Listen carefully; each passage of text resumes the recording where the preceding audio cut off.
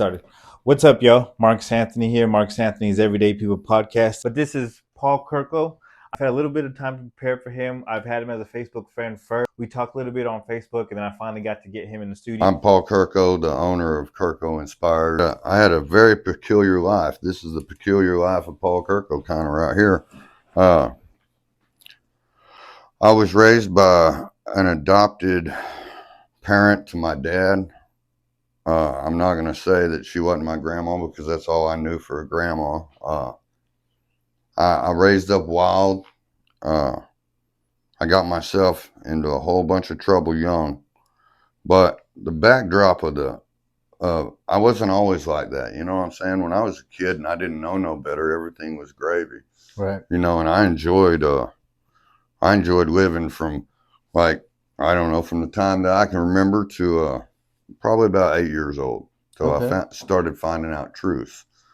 And what had happened to me, my grandmother was a college professor at Tarleton State University, and she knew a lot about the brain, the left hemisphere, right hemisphere, what to watch out for. And my parents were making foolish decisions somewhere along the way, dude. And in 1978, Paul Kurko was born in the front seat of Grandma's car. I was 3 months premature, the cord around my neck, 3 pounds, 8 ounces. Now, that's 1978. I've heard a bunch of people live through it, so I don't feel special about that. Right. But I do feel like my life was kind of like Ricky Bobby's. Right. You know? Let me ask you this. Have you ever talked to anybody that's ever had the same type of experience as far as birth like that? Man, there's a guy, Solo King 516 or something, that I met on TikTok. Okay. We talked on the phone. I sent him the books. Okay. He sent me his audio book that he was recording. Okay. I listened to the whole thing. He said that his life was a lot like that. I don't know that he was born in a car. Right. But I know a bunch of people are. So I'm just saying already, you know, off the rip like that, odds already different for you, you know, right out the gate. So what happens with that is me being born in the car, my grandmother looks at my dad and she knows my dad. She raised him. She knows that he's kind of irresponsible. He kind of does some dumb stuff. Right. Quite a bit. Right. But then she saw my mom and she thought my mom was the instigator of all the drugs. Oh, okay. So then my grandmother wasn't willing to blame my dad for any of that, and she just blamed my mom.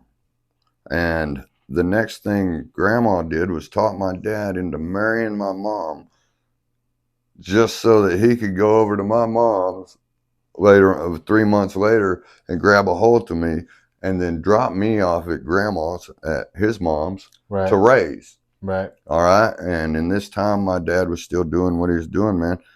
And he went and lived in Arlington for 6 years of my life. And, you know, I was a kid with questions, damn it. Right. Because here I was being raised with, not only was it my grandmother, but she had divorced my first grandfather with the last name Kurko. I like that guy. He was pretty level-headed, saved everything, coupon shopped, you know what I'm saying? Right. Wouldn't buy me a toy, but it'd buy me a $100 book to read, you know? Right. He was all about education. So right. Nicholas H. Kurko is a good guy in my book. Heck yeah. But Grandma felt like she had to get a hold of me, man, you know, to save my life. Right. All right. And so that's what she did. She devised the plan, and my dad carried it out. My grandma couldn't stand the thought of my dad paying child support to such a vile woman. Right. My mom was young. I was her first kid. My grandma sicked a private eye on her, got her all caught up with me playing in beer cans, a picture of that, you know, and some mosquito bites, got me took in the court of law that day. Okay. So I didn't know nothing because I was just a baby, and I'm just getting raised up through school, you know. I get about 5 years old. I started at the Tarleton, whatever, Head Start or whatever it was. My grandma was that teacher there, so it was free to her to have me there. Right. Okay. And so, I don't know. I just felt different with all the kids. You know, I saw them with their loving mom come grab them up and, you know, their dads or whatever, dude. And I'd just be sitting there as a lonely child thinking, man, Right. whoa, Yeah. where's my dad at? Yeah. You know, and I'm not going to say he didn't show up, man, because, you know, my birthday come around, he'd hitchhike all the way from Arlington getting rides. And, I don't know, man, he'd show up and we'd go shoot a BB gun, shoot some turtles or something crazy. Okay. It was pretty good, you know, Right. but then he was gone again. Right. Because he lived in Arlington. Right. But he wasn't responsible enough to take me with him to Arlington. Right. And I mean, so for that, I just know that my mom tried to see me. Mm-hmm. She came to see me pretty much 9 months after I was born. I had my brother born. All right. And because of the way I was done as her first kid, she made sure her friend claimed my brother and gave him Marvin Ray Meeks instead of Kurko. Okay. All right. Well, because she did that, my dad and my grandmother, you know, they all went against all of it and said that he was my half brother. It didn't matter. Later on in life, we find out we were full blood brothers. So there became an issue. We looked just alike, man. I mean, I got stories of going through, impossible odds. And just because I looked like him, I was able to walk away, you know. Right. That was amazing. Right. But I mean, we're traveling down through that part of my life, and I can remember where stuff got south. My mom would show up. It was like grandma wouldn't give her any time alone with me. We didn't trust her. We played in the backyard while my dad and grandma grilled my mom on her plans and what she was about to do and how things were about to work out. Right. And, you know, and then I'd come in and my mom would have a sour face on her face and she'd just be like, oh, man. Well, I remembered a little bit about that. And later on in life, dude, I was digging through the drawer and I found a card with my mom's number on it. Said Shirley Grundy. I didn't even know her last name, you know what I'm saying? So, wow. My phone plug in my room had been ripped off. There were just the 4 wires. Right. All right. Well, we had an old phone with that one cord, so I cut the cord, wired it together, man, matched all the colors, and guess what? I dialed Mama. Yeah. I said, "Hi, Mama." She goes, "Little Paul, what are you doing?" She knew who I was, dude. I never even talked to me on the phone, right? Man. And I was like, "Mom, this is how it is, dude." I say, "What's it gonna be like if I come with you?" She said, "We do whatever you need to do." I said, "Man, listen, you got anything against me riding forward?" She said, "I don't care. I'm not gonna stop you from doing it. Maybe when you get hurt, you'll stop." I was like, well, all right, that's pretty cool stuff. What about my brother and sister? They want me there? Oh, yeah, we all miss you all the time. All right, well, I said, Mama, they ain't trying to give me back. Right. And I don't know, somewhere in that conversation, my mama said, give them hell. And I'm sorry to say, dude, she might have had a reason to say that, man. I mean, my grandma was pretty ruthless. Right. I mean, my dad was pretty, he couldn't go against my grandma because my grandma supported all his stuff. My dad was taken care of.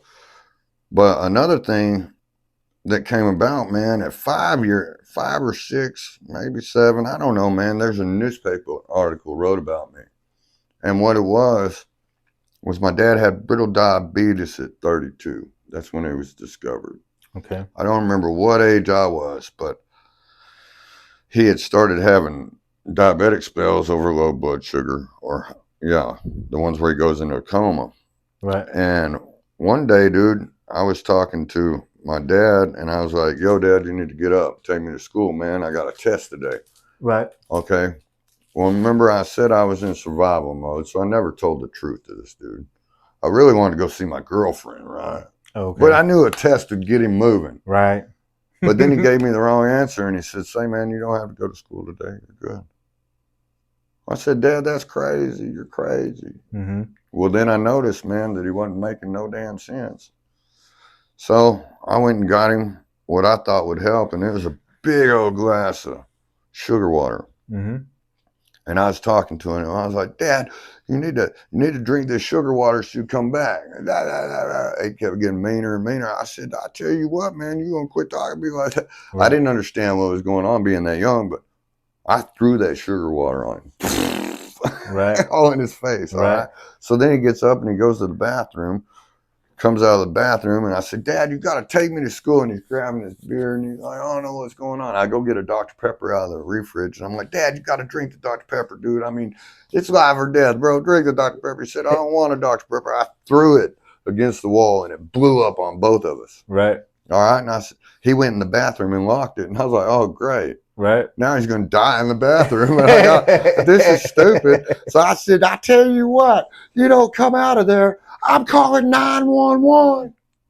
So He came out? No. Oh. No, I called 911 and they show up to this crazy man in here. And man, I said, I think he's in a diabetic spell. So they got him out, got him some glucose, got him straightened out. And then we rode with glucose.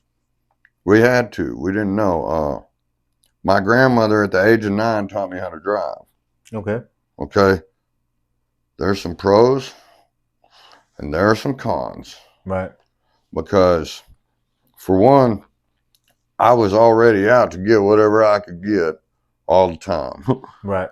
I took it as my dad having that disability of diabetes and the learning disability he had to where he couldn't read and write. I was having to take care of my dad. So therefore, when she taught me how to drive, I blurred those lines a whole bunch. Mm. I figured I could drive anytime because I knew how to drive. Right. I didn't want to listen to the law or grandma or grandpa. I knew I was going to make it. Somehow I thought I knew I was going to make it. Right. All right. Well, for some reason I did. Heck yeah. And there's inspiration in just that part of it. So, I mean, the big thing is that I noticed that I've been calling my grandma mom, and my grandma allowed that to happen. Right. And one day I was at school and a kid made fun of me, and it was because I said, "Hey mom, come here, check this out." And she checked out my drawing like that, and I was like, "Yeah, check out my drawing." And when she walked off, the kid said, "Hey, why you call your grandma mom?" I said, "What's grandma?" And I didn't understand. And right then is when it clicked. I was like, oh, there's a difference. No wonder I feel all this weird stuff because I'm 1930s in my house, bro. Right. You know what I'm saying? These fools got Nintendos. They working on new stuff, Ataris. Right. Bro, I got the 13-inch KERA 13 channel. I can only watch that, which is okay, but I feel like I get left behind. Right. I feel you. So, I mean, I had problems from the jump with the 1950s raising. Right. And all my friends were above me, had whatever. Right. So as I grew older and the questions got asked, I'd ask questions trying to figure out, man, what's your deal with my mom is how I wanted to approach it. Why do you hate my mom so much? To my grandma. And right. Grandma would always dodge that. She'd be like, well, she just doesn't make good decisions. What I know about my mom is what brothers told me is that she takes care of them in Abilene, Texas, way over there. Right, because your other siblings lived with them. Yeah. You just didn't. So I didn't. Right. And I was willing to take the chance that, hey, my grandma will be right, but I need to go find out for myself. Right. And so I bet it would leave one conflicted. I was definitely parental alienation syndromed. Okay. All right. I needed my dad. I needed my mom. Neither were there. I was raised as a kid that way. And I didn't understand until I got old enough that, hey, something's happened here and everything's different from me that these other people aren't going through. I understand you. Because if I express it how it really went down, it's traumatic to somebody. Right. I bring it with light because I have dealt with the darkness. Yes. And to be where I'm at in light with this little light blowing on my face, I feel pretty bright, man. Right. compared to what I lived through and how it went down for me. Right. I made a whole bunch of bad decisions along the way, but listen, what happened was my mom said, "Hey, I'll come get you," and they cleared it with grandma. Grandma let me go with my mom. I don't know, I got to box with my brother. We got to have a good old time. We threw dirt in there. Okay. All right. But going to Abilene, we ran out of gas in her boyfriend's 75 Monte Carlo. Your mom's boyfriend. Yep, right outside. And the crazy thing is his name was Paul too. It gets deep, kind of weird. Right. I even had a little brother named Paul. All right, it's good stuff. Right. Yeah, crazy. So my mom had something to do with Paul's. I ain't got nothing wrong with that. Right. I don't think I've met too many bad Pauls in my life. Right. But we were told that we could go spend the weekend together. Mm-hmm. All right. Well, when a kid experiences like the best thing ever, mm-hmm. what's that kid want to do? He don't want to go back home. Right. I called Grandma that Sunday night and I said, "Grandma, I think it's best if I just stay here." Right. Well, that might be the wrong stuff to tell your grandma, because she was up there within 2 hours, man. I know Abilene's 100 miles away. I think it was quicker. Right. She brought the police. I was hiding in between the waterbed. There's that little middle piece. I was backed up in there hiding. Police knocked. Mom answered the door. My grandma attacked my mom and took her through the apartment, kicking her ass. Like, "You're gonna give me back to me," and all this crazy shit. And finally, dude, they drug me out of that damn crawl space and went and throwed me in this LTD with them locking back doors, dude. Right. All right. And that was her and that preacher grandpa that she'd married. I never got off into grandpa, but we might as well leave him alone. But grandpa was wild too, man. He's a preacher, and all I can say is his preaching style and his way wasn't going to bring me to God. So I got you. I remember being babysat by some of grandma's students while she was off doing whatever, and we would pray. Right. I knew about God because I was in church every Sunday with grandpa preaching. Right. What I'd experienced already was just kind of so bad that I darn sure didn't need God controlling me. Right. And that's what I thought. If I gave myself to God at that point, he'd control me. I'd never live. So at a young age, I chose, hey man, I'm gonna act a wild idiot and make my grandparents so mad that they're gonna send me my mom. 12 years old, hit tragedy struck. It's in the book Issues.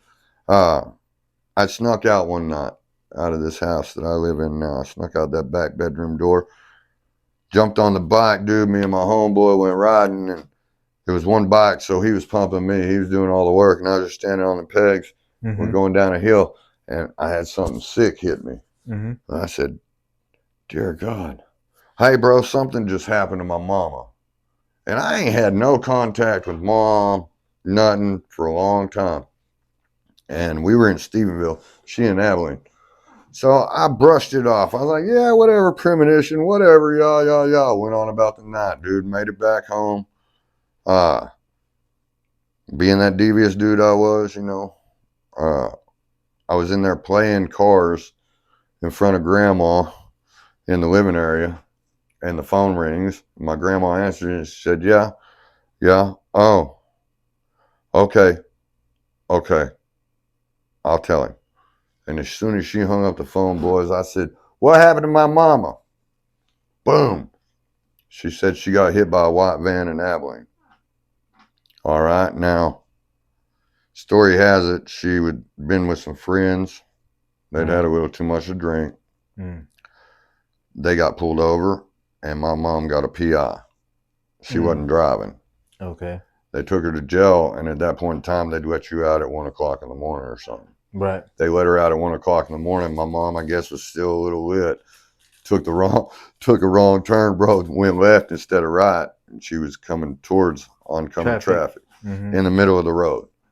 The crazy thing is, this is pretty wild stuff. An ambulance driver had seen her walking in the middle of the road, and he pulled that ambulance over and was trying to get out of it and ask her, "Hey, ma'am, are you all right?"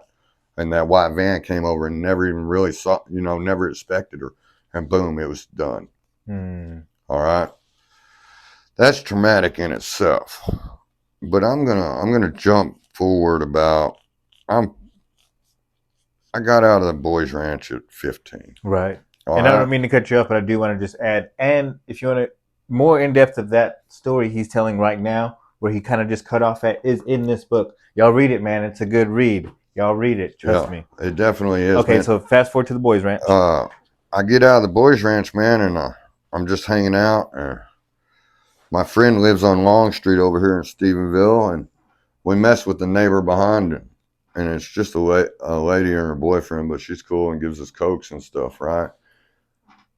And I gave her a little bit of information about what had happened to my mom. Mm-hmm. And she picked up the ambulance, Abilene, the fact she saw it passing. And I mean, I'm like 14, so now I done got verification that this had happened. Oh, wow. And that twisted me in a whole nother realm of, oh, God.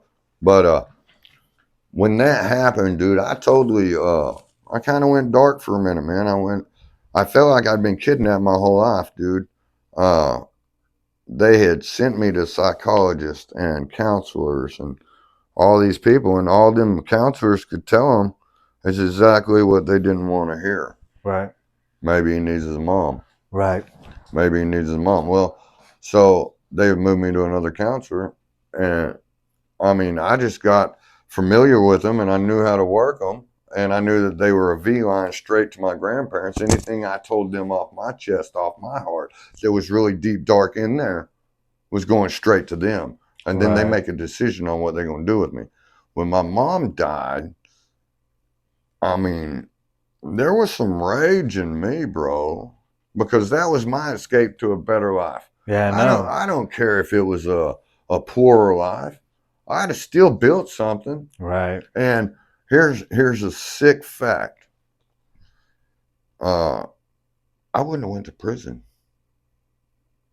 I wouldn't have done those crazy things. I really wasn't that crazy except for two of the people I felt kidnapped me. Right. And I hate the fact that I got to say that I loved all them people. Right. But I went down through there and gave them hell. I made them think right then on spot that, hey, this dude might be a wasted life. Y'all prepare. So instead of college fund, they was saving bail money. I mean, and I don't know, dude. If I wanted something, man, from my grandpa funded everything. Right. The good grandpa. He took care of his kids that they adopted. Right. All the way through.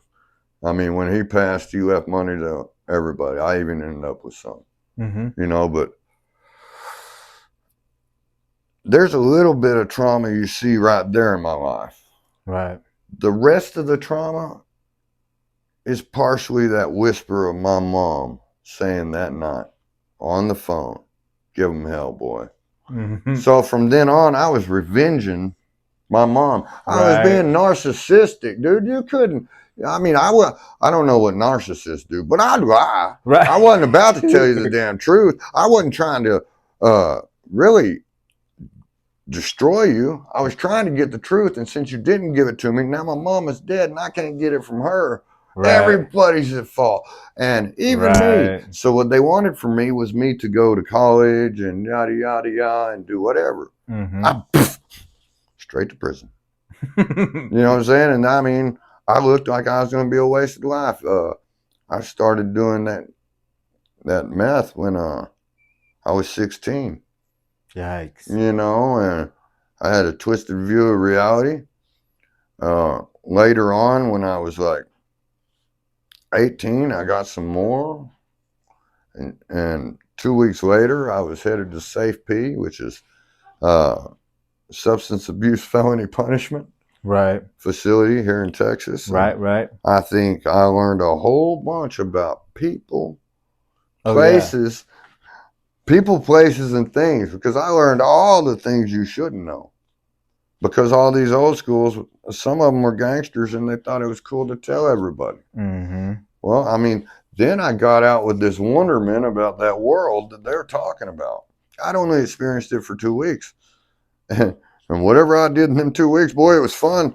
But I kept grandma's car a little too long, dude. And the auto mechanic that was supposed to fix it had to call the police. Ooh. And when that happened, dude, I got unauthorized use of grandma's car. Okay. All right. And then, I mean, it was almost like I was going down a criminal lifestyle. Right. But I was so involved at the 16 messing around with all them drugs. Right. That it's almost like subconsciously I set myself up for failure with grandma's car because they were about to, I mean, they're about to get us for all that dumb shit we were doing. Right. And I think that I mean, not really, dude. I didn't think I'd go, no, I didn't mean to. Right. But I'm glad it happened that way because you think it kind of just like pulled the trigger on all the everything. Yeah, but then in the long term, it kind of brought you to where you are today. Yeah, I mean, I got a lot of free learning. Yeah. I mean, I know. Well, I wouldn't say it was free. It came with the price. It came with a price. Sure. The hours of my life, days, years. What I'm thankful for is even though I went through all that and I was crazy like that, that out of my 47 years, I've done 6 years in various places, not just TDC. It wasn't just I was in TDC and done. Right. I did 3 months in the boys ranch. 3 years in the boys ranch from 12 to 15. Okay. When I got involved in the boys ranch, man, it was, it was a bunch of dudes. It was really crappy, kind of cool sometimes. But right. You lived with a bunch of dudes, dude, and you're like 12 till you're 15. You're missing out a lot of fundamental social skills at school or whatnot, right? Right. But it was still better than living with them people that have been lying to me and not telling me full truths. And, right. I felt like I was getting them because I'm over here and they over there. So I was able to go to that boys ranch vocational and become pretty well educated on all the stuff that we use every day. Right. The lights, how to wire the fans, how to plumb the house, how to do all this good stuff. Right. Electric motors. I know. I almost. So is that where you kind of started to learn that stuff? That's where I learned all that. Whoa, neat stuff. That's honestly a plus, man. It was, dude, because especially because of all the things you didn't have teaching you. Right. You luckily had that. Yeah, a weird way to teach you all those things you need. It was a constant battle. Mm-hmm. Sounds like so. It, These man. books, dude, they're serious. They're in depth. Yeah. And they're you can look at my issues all you want, bro, but you're going to end up finding yourself staring yourself in the mirror over my book, and I ain't mean to do that. I ain't mean to write it like that. Yeah. But that's what it does to folks. Is it only a hard copy that you order, and then can you read them, or is it you can find them as an audiobook or anything like that? Kindle Unlimited. Oh, if you're you got the Kindle, and you're part of Amazon Prime, you got that Kindle Unlimited, I leave them up. Download them to your library for free. Hey, if you got Amazon Prime? Yep. If you have Amazon Prime, Kurko Inspires. Been a little bit down the road, so people who have been here for the story, stay tuned because we got more of the story coming on. But he is a book author. He has 3 books out right now: Issues, Loopholes, and the Chronicles of Paul. All right now can be found at KurkoInspires.org. Definitely. Yeah. Amazon, if you're an Amazoner, Kindle Unlimited, if you do the... Yeah, so if you have Amazon Prime and you have a Kindle, you can download the ebooks for free on your Kindle with your Amazon Prime. And what I tell everybody online, y'all, is you can go to my page, KurkoInspires.org, and you can hit the menu button. You can look to the left, down about three slots. There's the Amazon link. You hit it, and then you can go pre-read the free stuff that Amazon lets you read. Oh, wow. And now before we jump back into this storytelling of my life, this peculiar life of Paul Kurko, right? Before I blow Anthony's mind here, hey. No, I've been in business for 9 years. Right. I wrote Issues 10 years ago. So I'm not a spring chicken to this, and along my author's venture, Right. I have experienced people that try to promote you and people that say they're promoting you and you're spending money. But I mean, this right here is probably the best way to promote myself is to jump on a podcast with somebody and let the world know Right. what's in those books. Well, it really is an honor to have you here, man. I Yes, really do. sir. Thank you for, I thank you for your story. I thank you how you've laid it all out in books for us and a story as we're getting, going along the route with you right now with the things you're saying. And so I really, as from one person to another, one creative to another, one person who aims to inspire to another, I thank you for what you're doing, man. Yes, sir. What's up, man? Mark Anthony here. Mark Anthony's Everyday People Podcast. More podcasts on the way. If you haven't liked and subscribed to the YouTube page, go like and subscribe. Follow it. Got new guests on. We just aim to inspire.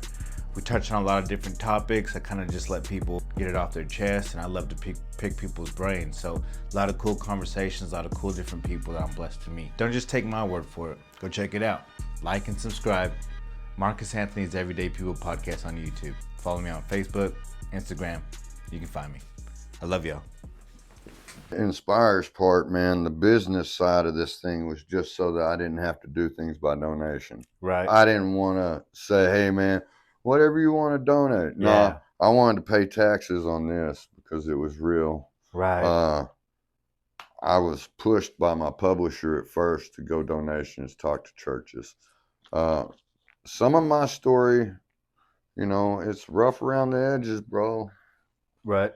I mean, And often the best stories are, yeah. Because you can tell that it gives people hope, because if somebody like yourself made it through the things that you did, and at the end of that you still found a way to inspire and try to give a good light off of that, Right. then what less can anybody else be who has more? You know what I'm saying? The time I have left, this is what I'm doing. I'm inspiring. That's the other part of the business. Now listen, speaking engagements, whatever. If they take off, they take off, right?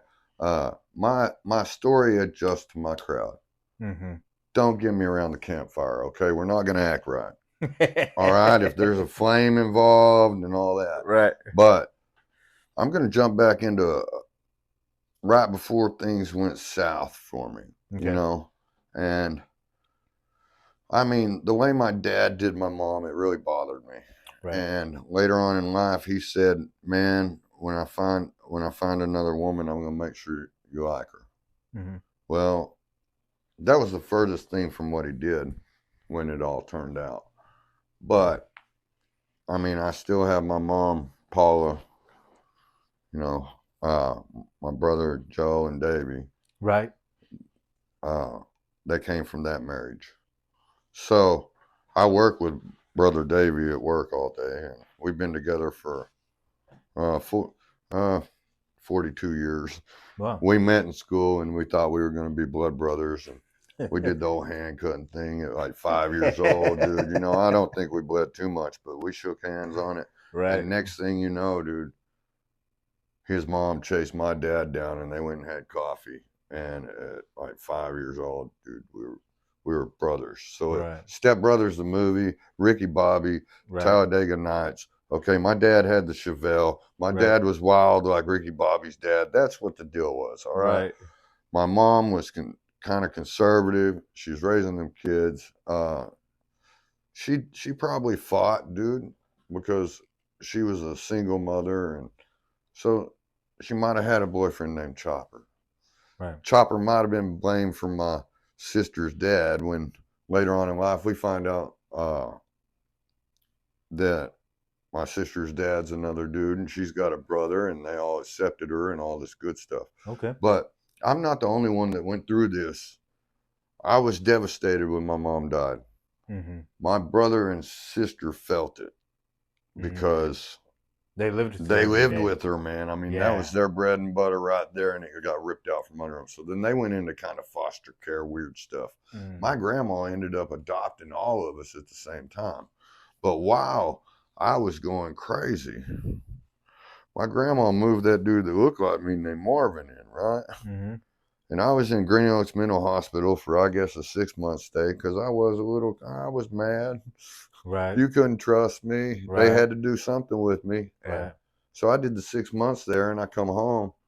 And Marvin, my brother, had my room like his room, and my grandma let it happen. Right. Oh, nothing was about to go right, okay? All right, Grandma liked to snidbit a little vodka or whatnot. You know, she had a little pantry that I really didn't mess with too much yet. Right. My brother moved in and she traded me out for my brother, dude. I drank the vodka. I made it look like he had the problem. I filled it up with water. I put it there. 2 weeks later, Grandma would go get a sip and be like, yeah, come at me. I'd be like, it was Marvin, dude. I didn't do none of that. Setting him up, you know what I'm saying? For the fall. Right.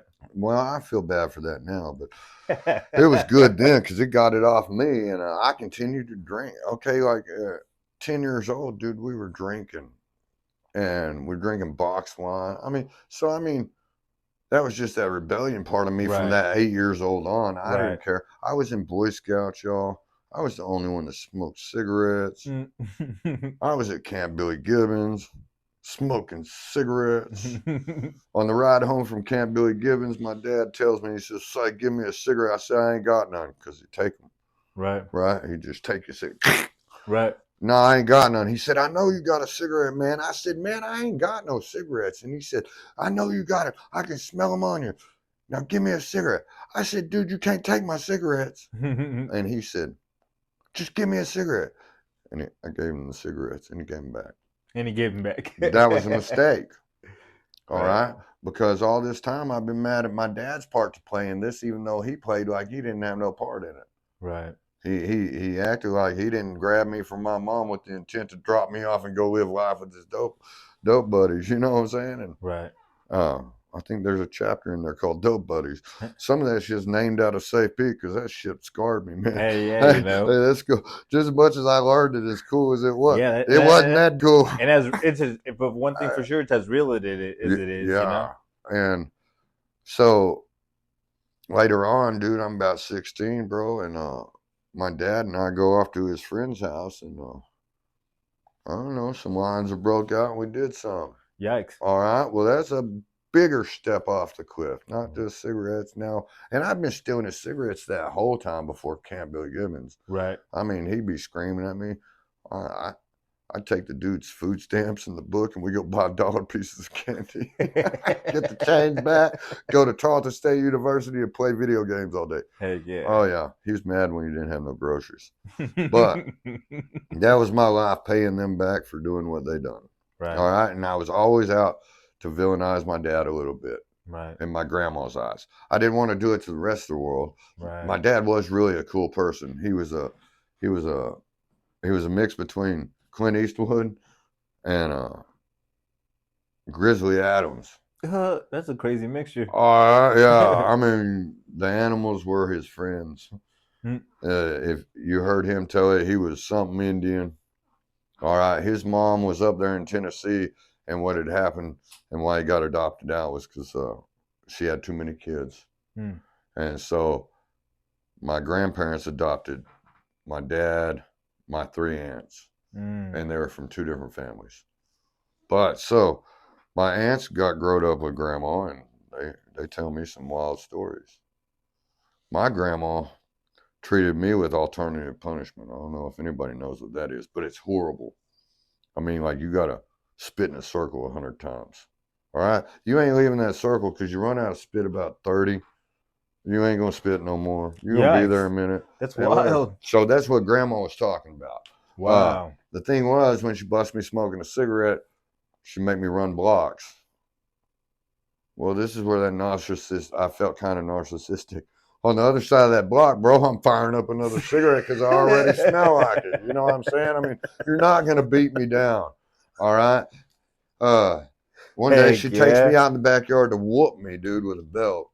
And I had put books in there in my backside. Your pets? Yeah. And I mean, I don't know if she saw them or not, dude. Probably. But if she did, she got me everywhere but the butt, dude. And I turned around on grandma and I said, "We're going to stop this now. There were books in there for you to hit.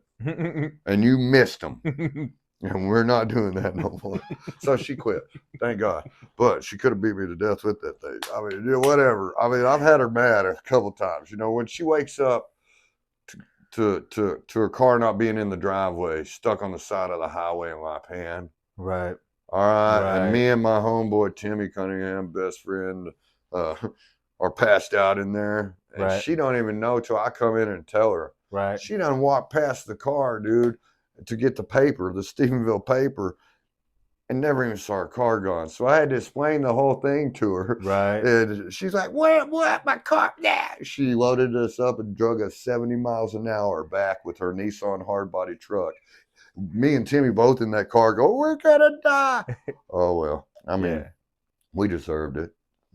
We was just out messing around with them girls. Yeah. We was getting shot at and everything else. It was pretty crazy. Yikes. But, I mean, so I started out at 16 and I was like a rotten egg, dude. I've been at the boys' ranch. I've been programmed how we dealt with each other at the boys' ranch. Some of that was, right, not the right way. Probably shouldn't be doing that, not but the most civilist way. I got to figure out that every 3 months you was getting like gang membered in to your new home unit, which was wild. But stuff like that goes on, and I adapted to it. Right. I don't think I've ever been scared of a good fight. Right. All right. I do know that if I'm fighting for the wrong reason, I usually end up whooped up on. As long as I got God on it, I'm going like David and Goliath for somebody else. I'm okay. Yeah. But if I'm going for me or something stupid I did, I'm out. I almost deserve to get my ass whipped. I usually do, and I learn something from it every time. Yeah. Now I've laid down that side of things. I'm not out for vengeance anymore, or out to make a name for myself, because. Right, but that allows me and the listeners to see that that's where all of the everything that we will read from the books, if everybody who reads the book, I encourage it, what they will get from that.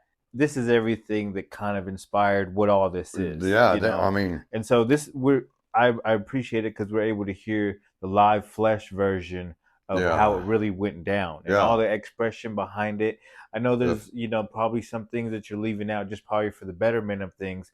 But even though everything you're telling us is all the inspirational part of it, all the hard times you've been through, all the confusing times you've been through, and that just shows someone like me that's been through the same things too, that even someone like you, out of all that mist, you still found a very positive way to keep spreading your message and to just turn that leaf.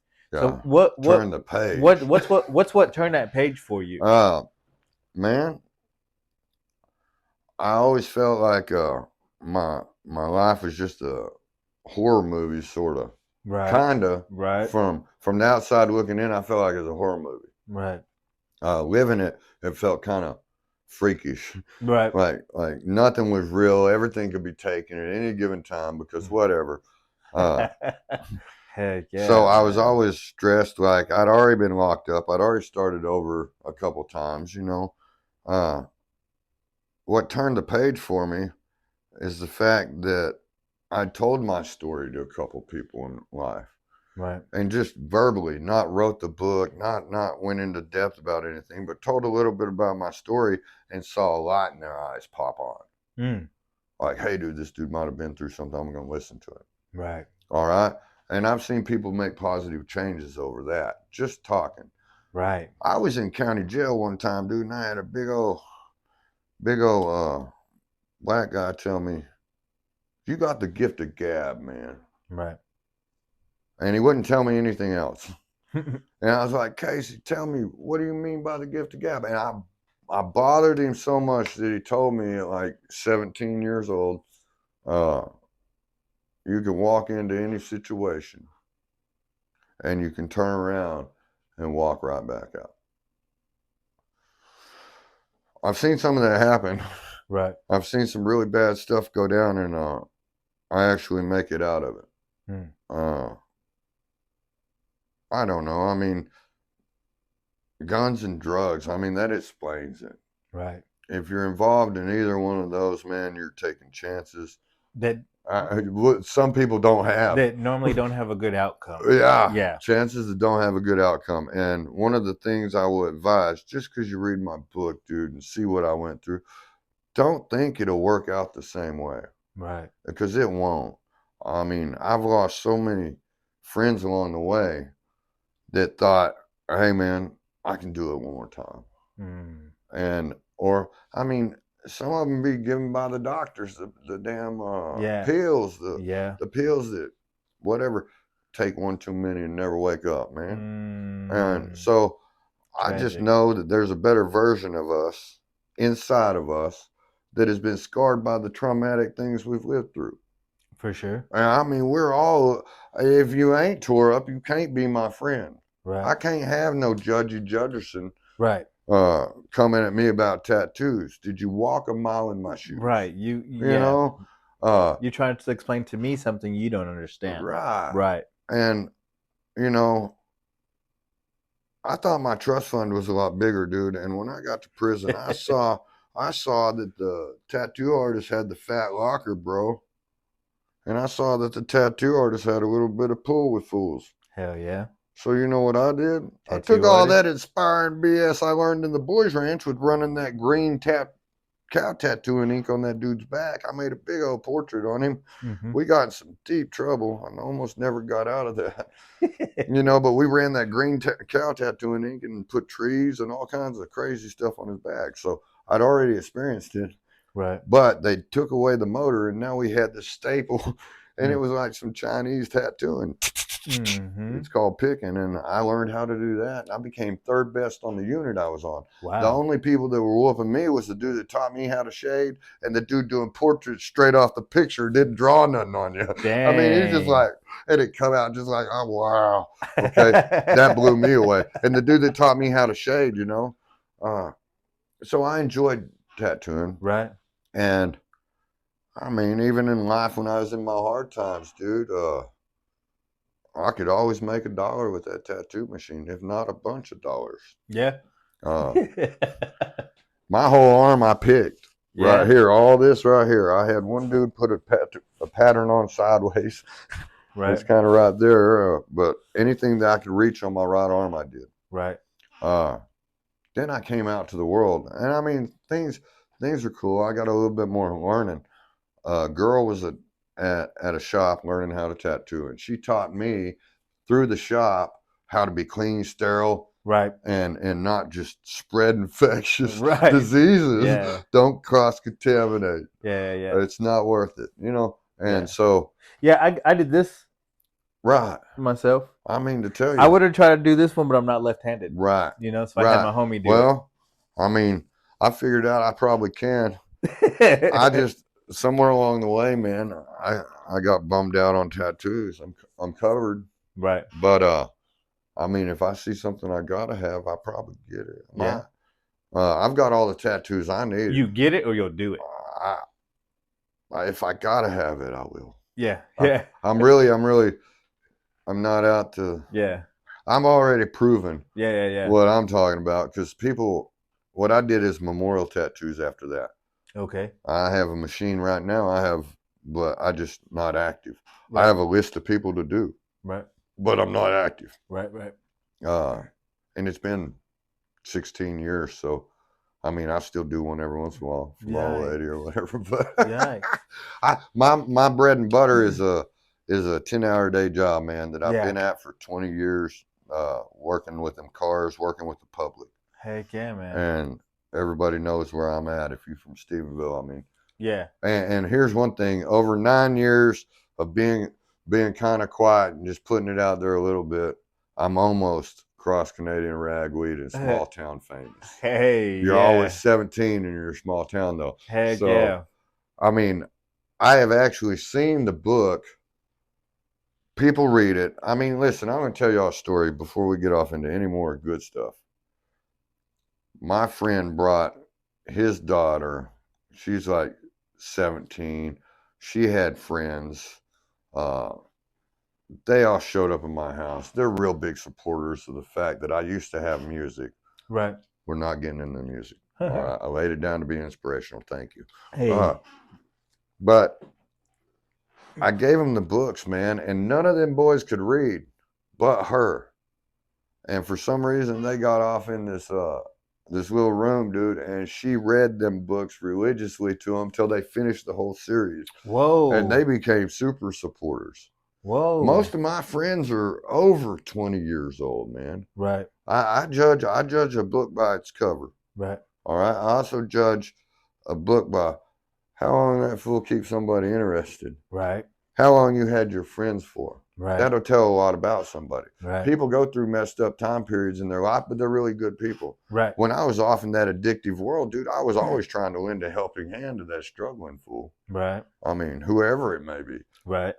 I ain't gonna lie, there were nights that I fiend out. Hell, right. I can't go calling the kettle black, bro. Right. If I was the pot, right. It was bad, dude. I mean, right. I don't want to judge nobody because at one point in time I was like Red Hot Chili Peppers. Right. Right. Under the bridge that day. So let me jump real quick into this. I go to prison for grandma's car, grandma's check. I wrote one of her checks to rebuild my motor out of a closed bank account or something. Right. It got caught. So I had 2 charges, which created probations. Right. All right. I'm 18, doing a real good job at the wasted life look. Mm-hmm. I mean, I'm passing the test right, here. You're real good at that. A plus. You might have got F minus in school, but A plus in life wasting right here. Just messing it up. Yeah, messing it up. So I go to I had 10 years probation. I had 5 years probation when it started. I messed that up. I got sent to the safe P thing. When I was in the courtroom, the judge wanted to be mean or show somebody an example. Mm-hmm. And I ended up with 10 years probation. They said it was six months safe P. I got 9 months safe P, 10 years probation, double the fine. It went from 300 to 600. And that's cheap. Jeez. That's cheap. But that 10 years probation was like, I never made the 5. What do you think I'm going to do with the 10? Right. All right. So I go down there and I did 9 months and 2 days.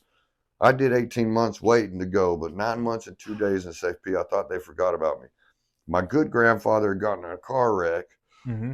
I was going to the halfway house in off of it's the VOA right off of Berry and Mansfield Highway or whatever that was. Right. And my grandpa ended up dying. So, I mean, but listen, here's one thing. Paul Kurko been losing people his whole life. Right. I have a dark sense of humor about it because if you want me to remember when you died, that's not going to happen. All right. If you want me to remember your birthday, unless you're like immediate, probably not going to do it. Yeah. I'm not being selfish or anything like that. I just don't have time for that. Right. I got a limited amount of time on this earth, bro. Right. And I'm not going to lie. That song, My Next 30 Years, mm-hmm. I'm going to hang out with my wife. Right. Well, I mean, we're pushing 19 years together, 18 married. Hey, congratulations. And listen, as I was born in that front seat of that 78 Nova grandma's car. Right. And my life began there. I'm not going to play around and act like history didn't repeat itself. My wife and I, we were in dire circumstances. When my grandmother passed away, we didn't know what we were going to do. I'd rented this house for $17,000 for the year to get her close to the hospital up there so they could take care of her. She right down the road. That lease was up. My wife, she did some clothes at a house, dude, that got ran in on, and she got charged up with organized crime just for being there. Whoa. The dude kind of told all the people what the story was to the police, and she got a charge she couldn't shake. Whoa. She got probation. I've gotten out all my stuff, and what I ended up with is a whole record is unauthorized use of grandma's car, forgery by passing on grandma's check, felon in possession of firearm. And the firearm, I was just out target practice and didn't feel like my grandma's charges held weight. Right. It had been some years. I was doing good. whatever. Right. I know better now. How Rest about is that? history, Won't right? mess around. Right. Yeah, y'all got me that one The time. rest That's is good. The history. rest is history. While we were in those circumstances, man, God showed up so many different times for us. And I just can't express how writing the books even, man. I mean, when they say writing can and will set you free, the book issue set me free because, I mean, I poured it out in a week at work. Right. It took me a week to come up with a rough draft of this thing. I wrote it on my phone religiously. When I actually got it to print and I read it, listen, there are a couple words that are off in there. Right. I could go back and change them, but whatever. Right. Maybe God put the quarter in there instead of what I was talking about. You know, Right. I have seen what was controlling me as I read through my issues. Right. I was like, oh my goodness, this is controlling me, man. The way them people, I still got this chip on my shoulder about the law enforcement, Yes. and all mad all the time. Yeah. So then I was like, dude, I'm like 38, 37, 38, dude, and I'm writing this book and reading it, and I'm like, I put that, I shouldn't have put that in. Oh, man, I shouldn't have put it in there. I put it in there. Oh, well, deal with it and go on. Right. Y'all wonder why I was quiet for 9 years. Right. All right. Dealing with the, I felt weird about putting my life out there like that. Yeah, you know? man. Yeah. And I hear you 1000% because, you know, on a musical part of it, there's a point where I can inspire. I feel like I can inspire even more with being more transparent. right. But then again, sometimes I'm like, some people don't want to. I barely even want to hear that story. Right. Much less speak on that story Right. again. You know what I'm Right. saying? Sometimes it's like droning and kicking a dead horse. Man, and then if you let it be. yeah, and then sometimes I think, you know, what if that is such a down story that it brings people down instead of lifting them up? You know what I'm You saying? ain't lying, dude. Yeah. I don't want to trauma dump on folks. Exactly. You But know? if you want me to give you Hey, my if you life, want me to that's give what you it the real is. thing, man, That's you're gonna have to suffer through that. you know what I'm saying? If you ain't gonna be able to handle the real Exactly. thing, tell me now. Exactly. Tell me now, Exactly. because And so, you know, I feel you on that comment you just made. It was very different putting yourself out to the public like that. Right. Because me too. I stand on a very weird side of the fence about that because one, I wish I'm invisible. Right. But all this right. what I do, I have to be seen. You know what right. I'm saying? And, So and it I'm gets not very about weird. the fame and fortune. Yeah. I don't wanna live like Hollywood stars. Mhm. I feel now listen, I just now, not too long ago, became aware of Jelly Roll. Right. All right. But a lot of what he sings and his lifestyle was where mine was. I Right. was into making trash music. Right. Really good music. I like it. But y'all can't hear it, and I'm sorry, okay? No, I just got to pass that on. Yeah. Yeah. But he started out with that gangster, Mm-hmm. and somewhere along the way, he found an inspirational point where it turned his page. Right. And he started living for the better. Right. And bringing people with him. Right. And laying down what God had done for him, dude. And that's what I'm doing. But I can't sing. I'm like Phil Collins. I can't sing. I can't dance. The only thing about me is the way I walk. Right. Yeah. I used to say the only thing about me was the way I rap. Right. I can't say that no more because I can't do that. The only thing about me is the way I write. Now, there's nothing special here. Okay? And I also know that I'm not alone. Right. I've just never spoke out, so I don't know what's out there because I've shared my life story with people and been socked right in the eye with theirs, and I'm like sitting there going, "Oh dear God, no! Right. What'd you say happened to you?" Right. And right. by the end of it, say my life's been awesome. Mm-hmm. Okay, Mm-hmm. It really has. I went through a bunch of weird stuff. The Peculiar Life of Paul Kurko. Like, when's the atom bomb going to drop on me? I worried a bunch. Right. But people can tell you a story that, I mean, will make you sit back and say, thank God that's what happened to me. Yeah. Move. Yeah. And so inspiration comes in the fact that not only did I make it out, Mm-hmm. I made it out and I'm able to tell the story. Mm-hmm. Okay, listen, there are so many people out there, I'm telling you right now, that think they go to the parties and you hear about them on the news. Oh, they never did anything. They just went to a party and boom, they're no longer with us. Right. All right. God was with me because I tried that so many times, dude, and I'm so thankful that I can hold the conversation, that my stutter doesn't overpower what's coming out of my brain. Right. All right. You Right. get me mad enough and I might just go to you know what I'm saying? But I mean, yeah. I No. treated my life like I was gonna die by the time I was 30. Mm-hmm.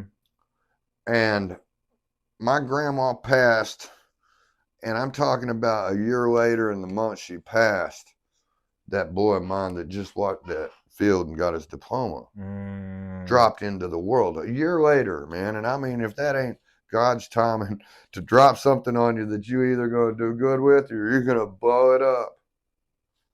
I mean, Yeah. I was thankful to have a kid. That was my problem. Mm-hmm. I was 30 Right. when he dropped in, dude. I'm thinking, man, dude, I mean, whatever. Right. I can't have kids. I'm 30. Right. I ain't had one yet. Right. I've been blamed for a whole bunch of them. My grandma was tired of paying for fraternity tests, bro. Right. I had at least 3 of them hit us, and they was back when they was $500 a pop. Yikes. She got a hold of my grandpa to pay for one. Right. I got a hold of my trust fund after everybody else was dead and had them pay for another. You know what I'm saying? And I was like, my goodness. Yeah. And so when my old lady told me she was pregnant, I was like, what are we gonna do?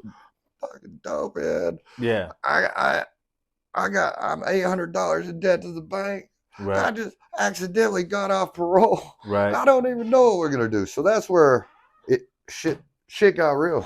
Right. It hit the fan, dude. I mean, the blades were covered in it. We were covered in it. And the only way out was up. Right. I'm going to tell you right now, man, I've been through AA. I had that book memorized. I had to because I was at that place. Right. Safe P. Listen, Safe P broke me in for this stuff like this right here. I was always getting in trouble.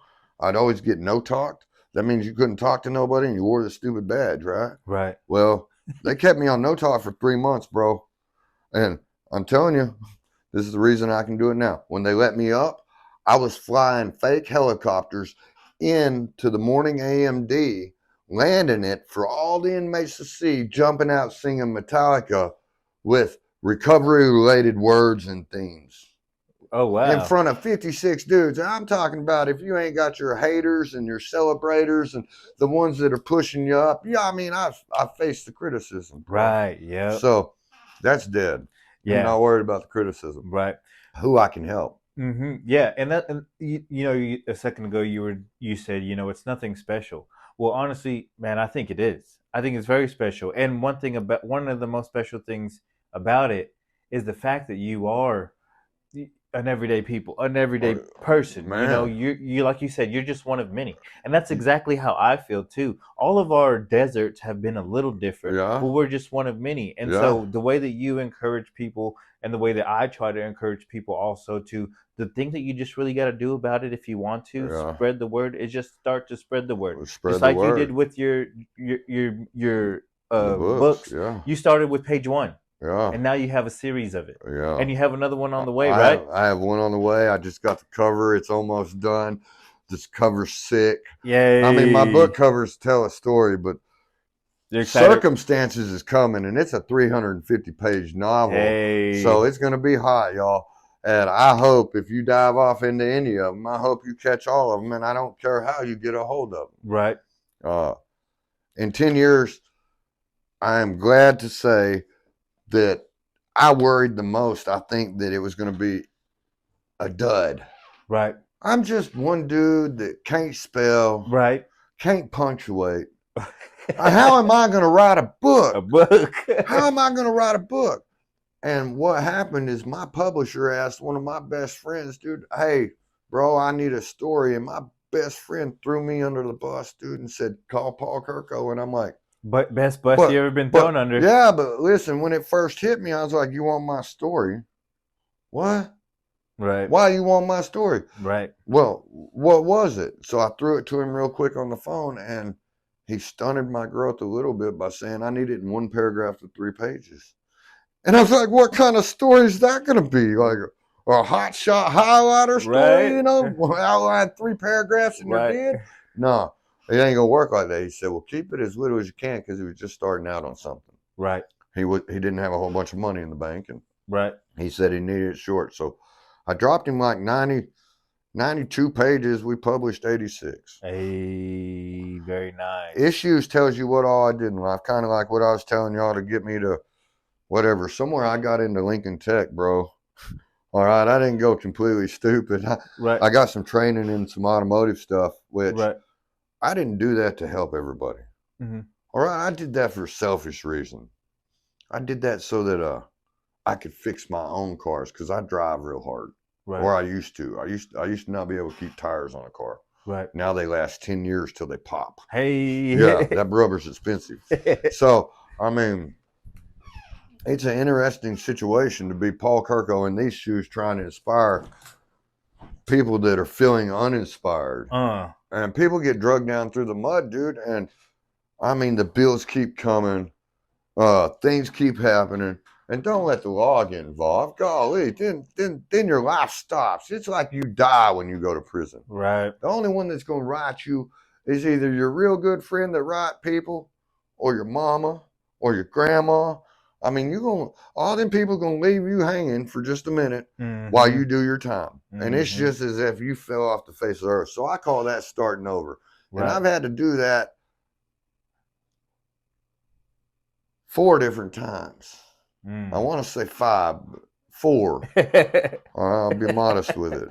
Boys Ranch, Safe P, state jail for the first. I got my first DWI, dude, as a youngster. Yeah. And because I had the probation and the Safe P and the aftercare, I just finished the aftercare, but I did what they told me not to. They said, don't drink or you'll end up like the rest of them. Well, I drank that night and I got a DWI. Then I was in state jail for 20 months. No. All right. I get out. You really like touching the fire, don't you? I guess, man. I touched it too much, man. I almost ain't got no fingerprints. Right. No, God knows my name. Yeah. Jesus saved me, man. Yeah. And listen, I didn't know until later on in life, dude, that when I get up there, sin was judged at the cross. All right, I've been worried about all them sins I done did, and he done forgave me for. Yeah. But I didn't realize that sin was judged at the cross. Right. And to free yourself, you go to God with it. Exactly. And you tell him what you think about Jesus, and it better be something good. But Jesus saves. And he saved me with that right there. I gotta go back to the point of where I got saved. Later on in life, dude, I'd gotten out. I was doing half right, and I got dunked under the water and saved. Okay. When I was at that boys' ranch and Kenneth Copeland led me to a church, I'd gotten anointed.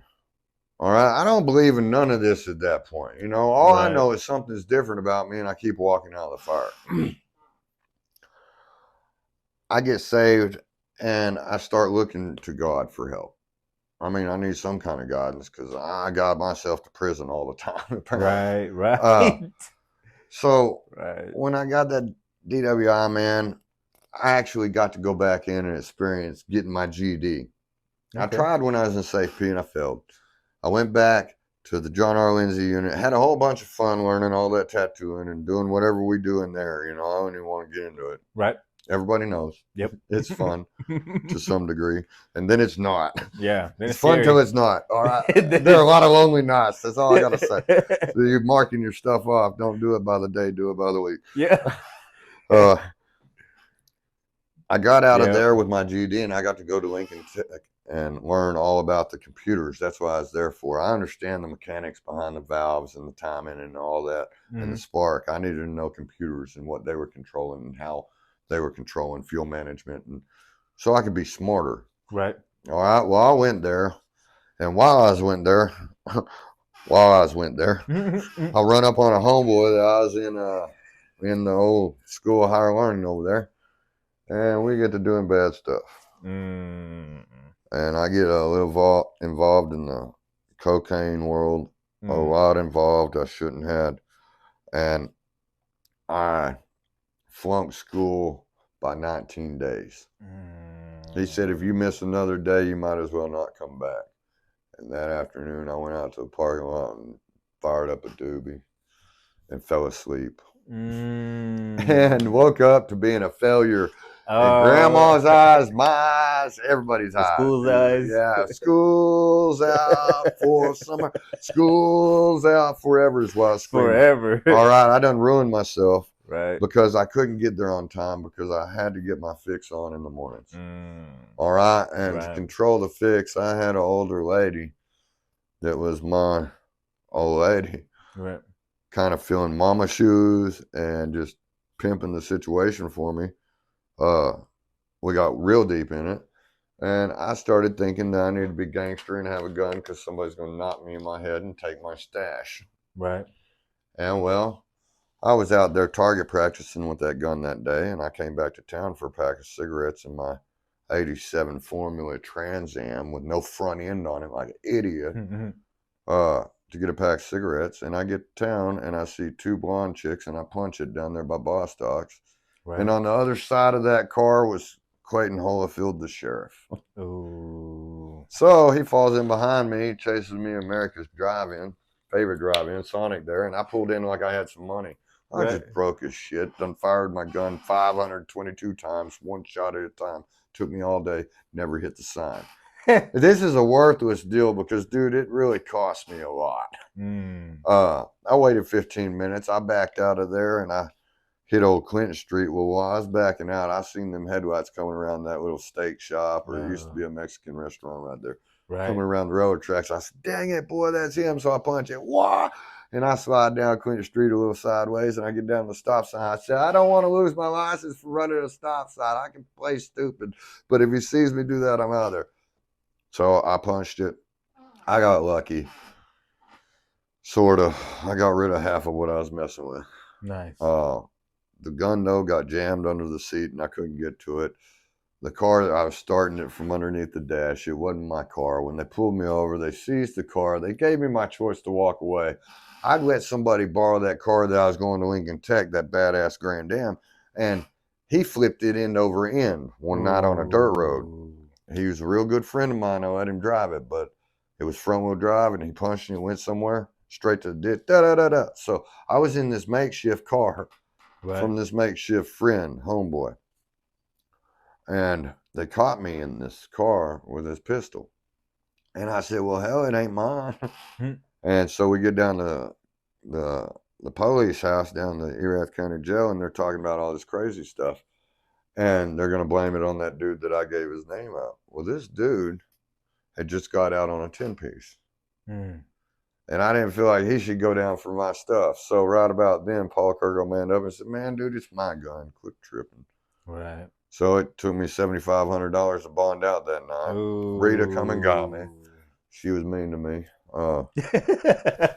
She had a whole lot of that stuff to make up her money. Yeah. To get me out. All right. And we hit the town hard. Right. And we went to everywhere, man. And next thing you know, dude, the next morning Rita got popped.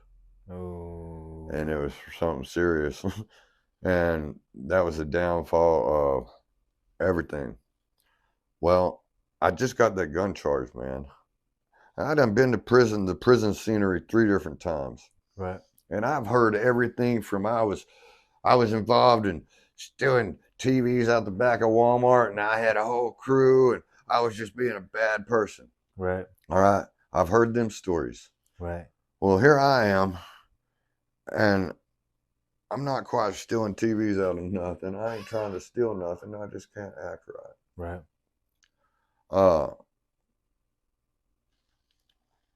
Prison brought about some cold realities. You can be 65, 70 years old in your wheelchair, sleeping on a medical bunk that ain't much better than my naughty bunk, right. You know, or you can not. Right.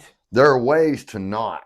Right. And part of it's the mind-altering chemicals are really what I'm after, bro. I mean, if you could get off them, Right. mind altering. I mean, alcohol is a bad deal for people, and it does bad stuff to us. But that stuff that just takes you smooth out your mind into left field and takes you to the other side of the moon, the dark side of the moon with Pink Floyd.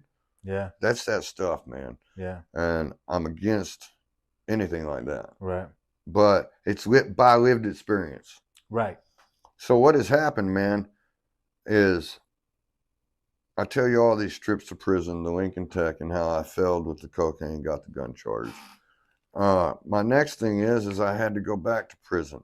I lost that old lady to a prison sentence. She had to do I think it was 8 on a 12. All right. Before she went, I was already messing with somebody else. Mm-hmm. I planned to move on because she let me do whatever, dude. I mean, I was killing myself with that stuff. That cocaine ain't no good for nobody. Right. I had way too much to be playing with. Right.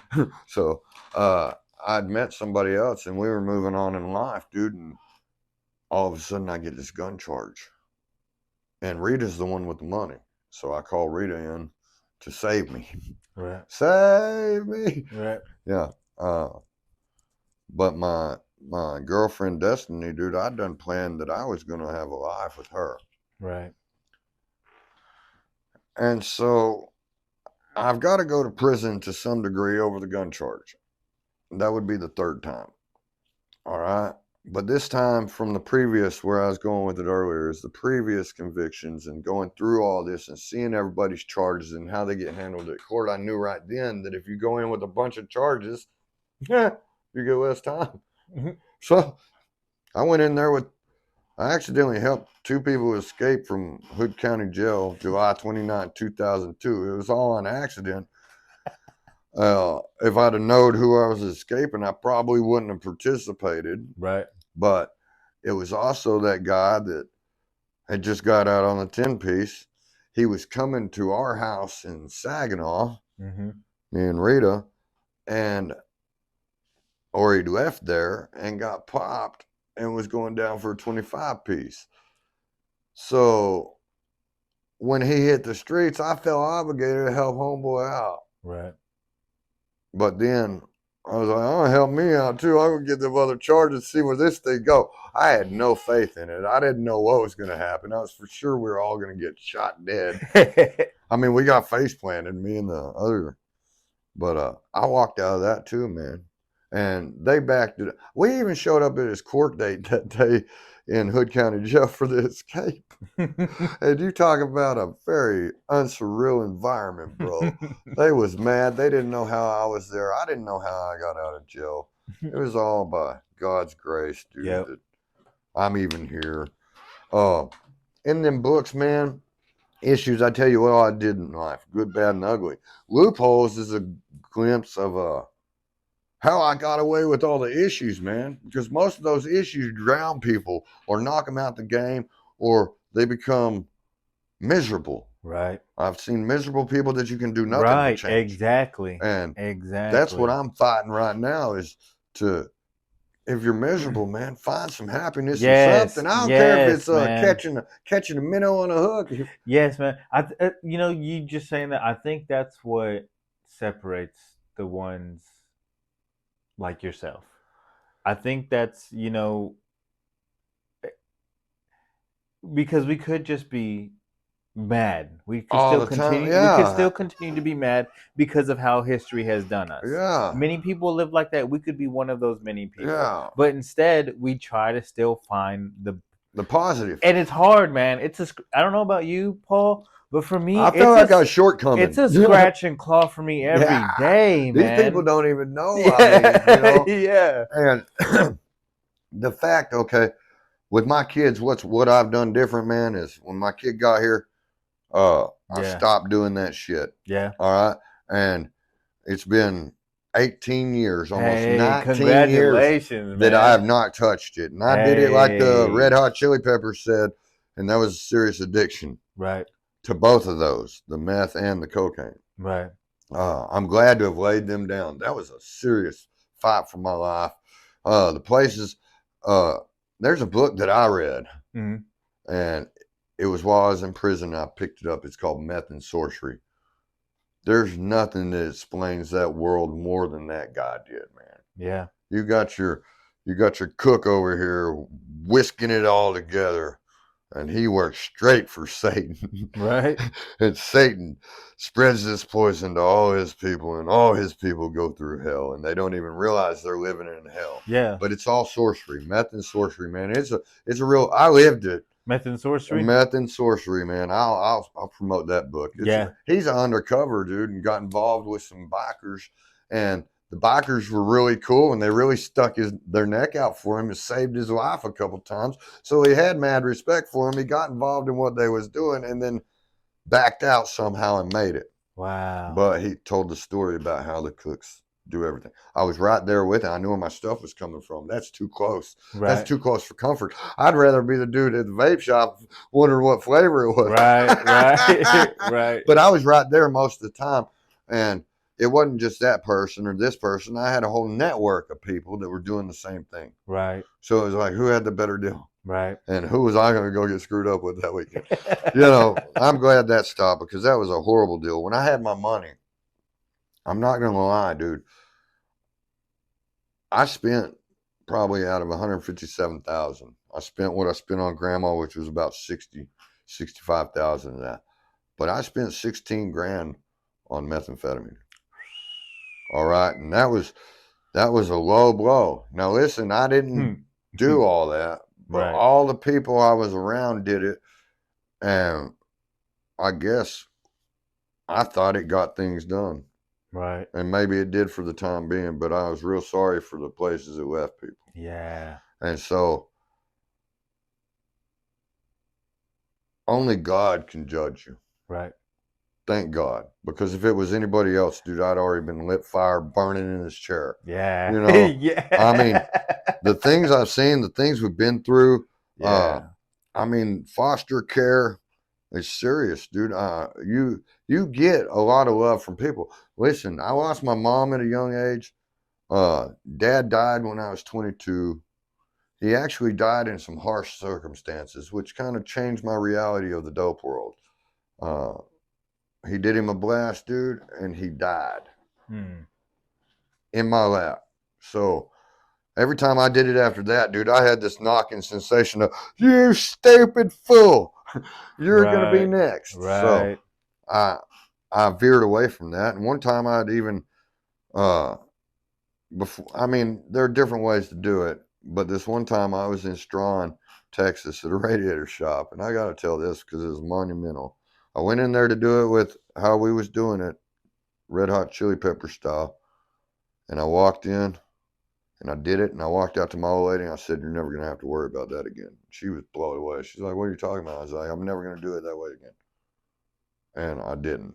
Whoa. So when that stopped, I knew there was hope for the rest of it to stop. Okay. Yeah. If I could just say I'm not going to do it, guess what? I'm not going to do it. Right. All right. I can't be that piece of shit to myself. Right. I'm not going to be that piece. Yeah. I'm not going to put myself in the poo that deep. Okay? Right. Exactly. Exactly. But I continued on doing it other ways. Mm-hmm. I just knew that I could stop. I hoped. Right. There were times where I hoped that I could get away from the lifestyle, the people, the places, and the things. Right. Because that is real true. Because you run into the right person that you was doing it with back then. You feel almost obligated to re-experience that good time that turns into a bad time tomorrow when he's gone. Right. I mean, there's a whole phase of everything you can go through doing that. And the thing is, what I do know, like I was saying earlier, I've been to AA, NA. I'm going to take my blame because I did all that to myself. Right. Now, if somebody would have sat me down and said, Paul Kurko, listen, read all about it. This is the truth. Your mom's in a bad spot. She ain't got no money. We got money. We can raise you better. And not have bled off that she was a piece of shit or that she was a dope head. Because my dad instigated that with my mom. Right. When my dad moved on, my mom, she might have dabbled with it. But she was never on it like he had her on it. Right. My grandma villainized her, and that's where all that we done been there. Right.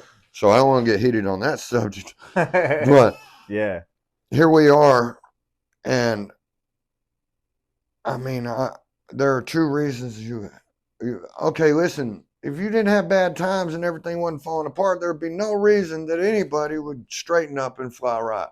Right. Okay, there are two dastardly reasons that you Yeah. get clean. One is you get damn sick and tired of what you've been getting constantly over and over and living that insanity. Trying it again, is it the dope doing this to me? Hell yeah. You can't pay your bills because you done paid the man. Yeah. You done got him richer than yourself. Yeah. All right, well, or you get sick and tired of being sick and tired. Right. The law, when it gets involved, you get forced to stop and take a look in the mirror, right. and say, is it worth it? Right. The problem is prison, they say it's to rehabilitate you. They've come a long way. They got iPads in there. Homeboys can FaceTime their people. Mm-hmm. When I was in there, dude, you'd be lucky if you got a phone call every 3 months and it not cost $1,200 by the time you're done. You know, whatever they was racketeering. Right. When the soups went to from 25 cents to $1.50, my gosh. Yeah. You was eating the golden wax. Yeah, right. I mean, you wasn't dumping none of that. You was keeping the water, the wax, and everything. Yeah. Oh man, so dropping off into the world as I have on the inspiring part. The inspiring part is this is my kid made it, right? Mm-hmm. We had a RH factor, and there's only one way out. And right. That's dad's blood matches the mom's. That way the blood turned out okay. And grandpa's blood didn't interfere it and make it some other blood. Right. Cash's blood matched my blood and his mama's blood. So the RH factor didn't kill him off. Yeah, right. So he won the lottery backwards. Mm. That was amazing. That was just another adversity. Yeah, yeah. I mean, I was worried the day that he came into the world. Oh, I bet. I was worried that he was going to be born dead. Or missing some fingers and toes, or something bad happened to me. Nothing that good could happen to Paul Kurko. I'd lived too long. Right. Well, when I seen him, I mean, God's been there the whole time cutting for me, and I've been praying to God all them times I get in trouble. Right. And anytime I need somebody to talk to, I talk to God. Right. But when he was born right, hey, things changed. My heart even changed. I wanted to change. I didn't want to bring any of my past into my son's life. Yes. They're literate. They can read. I got the 10-year-old reading them. Some of them stories are deep, but the 10-year-old's been through some stuff already. 10-year-old got some encephalitis from a mosquito bite one time. Oh, wow. And me and his mom were taking him to Cook's and trying to get something done with him. And the Cook's thing, it took 7 weeks, bro. Whoa. And by the time we got him seen, he couldn't walk. He couldn't gait his feet right. His brain was messed up a little bit. Oh, whoa. And they put $275,000 worth of good antibodies in him and switching out the bad antibodies and some steroids that really brought him back. And we're so happy to see him here. Right. Because that would have been the worst thing that ever happened to me in my life. Praise God. Praise God he didn't go. Honestly, man. And so we've got the 24-year-old now that is a dad and made us grandparents, and all this gray is really coming, bro. Congratulations. And if I take my hat off, I might as well wax it. We're boss hog it. If I could grow it out, I'd boss hog it, but I can't because it looks funny. So we're just not going to do that. And I don't think everybody would agree with that hairstyle on Paul Kurko. But I mean, sometimes I want to be me. Heck yeah, man. Sometimes I have to dress myself down before I walk out the front door or we're pulled over. Hey. Some days it's the best I can do to conform to what I'm doing. I like it, man. And I want to be original. That's a very good thought process because, you know, and I'm sure I'm not the only one, but that is something I strive for. You know, I really work hard to get to that point. And so just like I said whenever we started, you know, just how I see you every day on your motivational little speech you give us on Facebook, you know, your followers. everything that comes off of that to everything who you are, and me getting to sit down and talk with you in person. And Man. we're friends now, so Yeah, I see you I way mean, more often. You know what it's I'm gonna saying? go down, man. Yeah, but but even if I only knew just the artist part of you or the Arthur Right. part of you, Right. which I'm sure a lot of our listeners only get that part of you, Right. unfortunately, because they're not as cool as me. You know what I'm saying? But no, Yeah. but even from just that point of view, I really, I really just want to say it again. Thank you, man. Thank you for going out on that limb and taking that step forward to write your issues out, Yeah. and then give them to us to dissect and see Yeah, how and someone compare. did it. Compare. Yeah, and compare. Compare. Yeah, Check it yeah. out. This dude did real bad. Oh man, that happened to me. Heck yeah. I wrote it and it turned into a mirror on accident. Right. It makes people look at themselves. Right. I didn't mean for that to happen, Right. but I'm glad it happened because there are some people that really looked at themselves and changed their life over reading my dumbass book. Yeah, man. But that book, I mean, wow.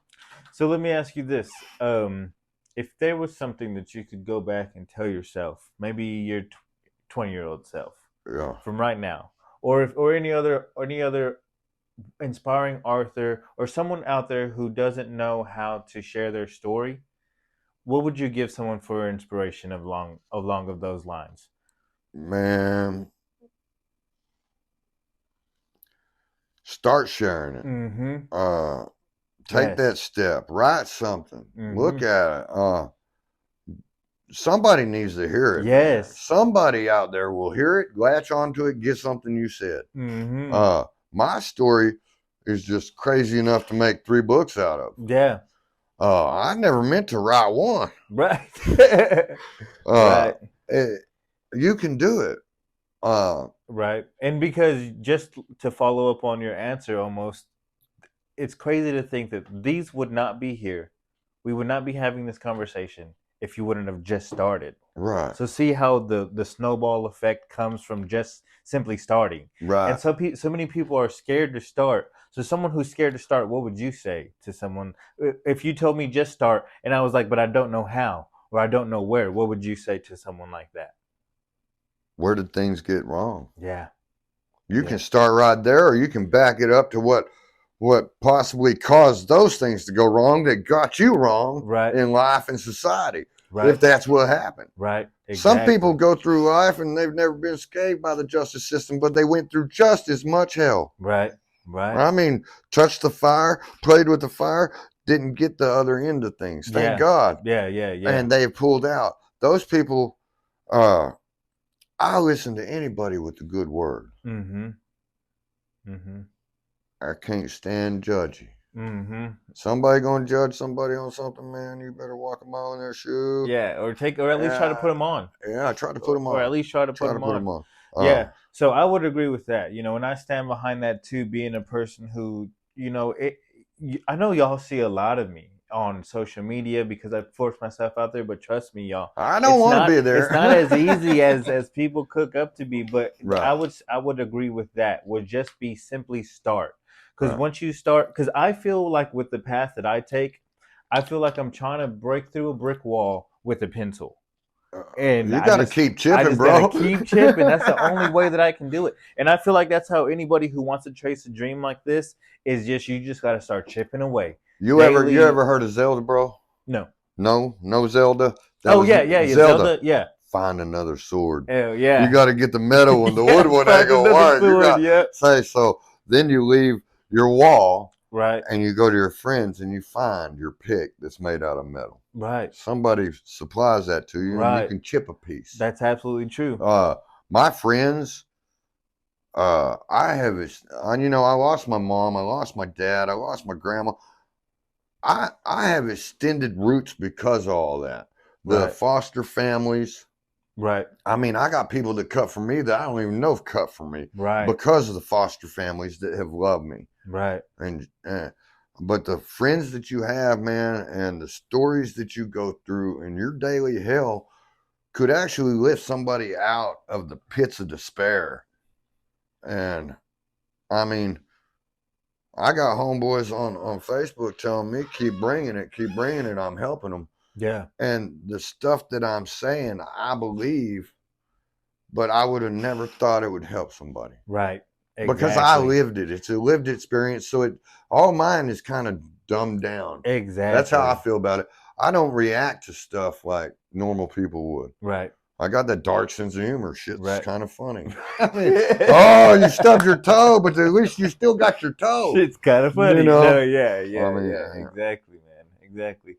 Well, Paul, I really do appreciate you coming in. I'm gonna go ahead and just plug your stuff real fast. All these books that you see right here, Issues, Loopholes, Chronicles of Paul, at KurkoInspires.org. And then if you have Amazon Prime, you can get it on the Kindle, the ebooks for free. And I advise you, if you like this podcast, you like a little bit of the story that you've heard so far. Luckily, we've only bird fed you a little bit, so you got to go read these books to get the rest of it out of. And it's good stuff, man. It's good stuff. If y'all don't read it, y'all are really missing out on yourself. I mean, one of these days, I'm trying these audio books, right? Yeah.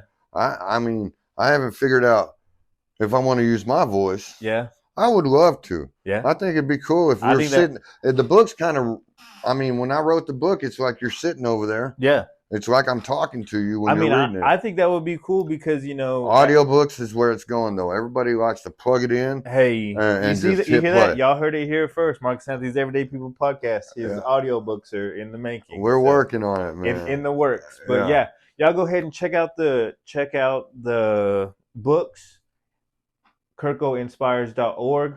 Also, he's on Facebook, Instagram, TikTok, Kurko Inspires. Y'all can find him that way. Definitely. If you want a good word in the morning, you want someone to give you some good word in the morning, some meat to get your day started, he's cool. He's cool with that. I mean, I log on sometimes or often every day, and I see his videos come on every day. And I mean, listen, y'all, it takes a lot for me to run the family household thing, doing my job 10 hours out of the day, and catching a video. Yeah. And all the time that I really have is when I leave my house to the ride to work. Right. Because TikTok gets crazy. Facebook, they don't want you going live if you're driving. Right. So I got a couple minutes to share something that I went through, or some feeling, or some hope. Right. Some inspiration that can spark your day in a better way. Right. And it's not every day that I hit these videos. Right. It may seem like it. What it is 2026 has happened. We had 3 books prior. We have circumstances about to come. I got material. I wanted material. I wanted to show the world that I wasn't going to fall on my face. I wasn't going to get mad because somebody said my book sucked or something. Right. And go hit the crack pipe or go smoke dope or go back to prison. Right. I wanted material. I wanted foundation. Right. The foundation that I've been this long. I'm not going back. Man, you can throw me some dope now. And I'm going to tell you exactly what I'm going to do with it. I will fucking throw it on the ground, smash it in the ground, and tell you shouldn't do that no more. Right. I will not have any intention in my mind of doing it. I'm sick and tired of what it done to my friends, me, my family, everything. Right. So I'm not worried. Got a vendetta against it now. I do. It took my dad. Took him smooth out the damn game. And time. And he didn't mean to die. Right. But when he did that, it was just boom. Right. I'll tell you a little story. One time, Dad got in a diabetic spell so bad that he ended up in the hospital, right? And I mean, it was like almost negative, like 9. 9 is the blood sugar on the low end, all right? And the doctors were screaming at Paul Kurko, and I was trying to live out my dad's legacy. He'd always told me, if they go to telling me they're going to shove tubes down my throat, tell them not to. All right, well, it was to this point that if they didn't put the tube down his throat, the doctor said he's going to die. And I made a grown-up decision, and I was like, well, he said don't do it. So I said, don't do it. And they said he's going to die. He said he didn't want it done. Don't do it. Right. All right. Well, with that right there, I left that hospital that night. And the doctor done said he wasn't going to make it. So I went home, and I dealt with my grief at the house that I just killed my dad by what he wanted me to do. He wanted me not to let them put them damn tubes in him or anything like that. And so I sat there in a very dark spot all night, and I smoked all his pot. All right, I got mad at him. I'm probably about 16. Right. And I went back to the hospital the next day, dude. And lo and behold, here he is sitting up in bed with a damn gelatin. You know what I'm saying? Eating Jello. You know, I'm like, I'm like, oh, I'm feeling all these weird emotions, you know? Right. For one, Dad was gone. Right. I'd done faced it all night long and met all the demons that came with. I just killed my daddy because he wanted me to. Right. Right. That was a rough thing to face. Right. But when I walked in there and eating the gelatin, bro, I broke into, oh my God. And he's like, what's wrong with you, son? And then he talked to me like that. What's wrong with you, son? Like, the shit I had to go through last night. I told him not to put the tube down your throat. He's like, what do you mean? Right. I said, you was going to die if they didn't put the tube down there. I didn't let them. I let you die. Here you are alive. And he's like, well, you did the right thing. I was like, yeah, but if you'd have been dead, I'd have been hurting right now. Right. And now I'm all confused. Right. I don't even like you. Right. You done messed me up bad. I don't even like you. I don't even like you. I'm glad you're alive, but I don't even like you. And I wasn't no 16, bro. Right. I was younger than that. Right. I mean, oh, shit. I mean, I might have been 16. Right. Paul Kurko's story points toward hope. Discover inspiration, growth, and strength at kurkoinspires.org. Start at kurkoinspires.org. Share the message from kurkoinspires.org. Book Paul to inspire your event. It's all a blur now. I mean, the past is the past. Right. The true stuff sets you free. So I've been free for a while. Right. I had somebody get on there and talk about the narcissistic part of being in survivor mode. Listen, I didn't lie to everybody. I just lied to the law, right, and my captors. Heck yeah. Heck yeah. Your mom, your dad, right. We was golden, pony boy. Right. I was out there mowing the yard. You couldn't get me to mow the yard at the house. You couldn't get me to do nothing. Right. But my friends, I go out and help them. Right. Listen, out of all the automotive experience that I got, the Lincoln Tech, the getting out, finally getting the job at Bruner's, they sent me to 2.5 years, like twice a week. A lot of times to the big Chrysler school. They taught me all the modules on the 2013s to 16s. My training surpassed, but what I came out of that is a fundamental foundation to help a mother. Hey, somebody needs some help and they can't figure it out, man. I'm just a parking lot away. I'm sure everybody knows where I'm at, bro. Right. Brake light, I solder, I help you out. You can call me up on my day off and say, man, I'm having a real bad. I understand them. Right. I know what causes it. If I can't fix it, I've got the next 3 people that can. Right. And somebody you can get along with to get her done. Right. So, well, yeah, y'all go ahead and run up these books. I mean, another winner's on the way, so also stay tuned. Cop one of them. Any one of them. Start anywhere. I would advise starting with Issues. That was his first one. He started with. But anyway, start from anywhere, and I guarantee if you don't want to read another book, I'll give you $5. How about that? That's a bold statement, but I got $5. They're good, man. It ain't about the money. I read the first 3 pages, and I've been waiting to have time to start reading some more of them. It's pretty good, and that's how good it is. Honestly. They're page turners, and I didn't mean to write them like that, but that's how they come out, y'all. I want the story out there. I've sunk so much money. Yeah. If you want to look into the justice part of it, I sunk so much money creating the stories. Listen, just before I got here, y'all, I sat down with my jailer when I was like fucking 17, and she's like, Paul, I was always worried about you. Right. Yeah. I can't believe this person you become. Right. I back you 100%. Right. You were such, and she's one of my biggest supporters. And there are people like that. Yeah.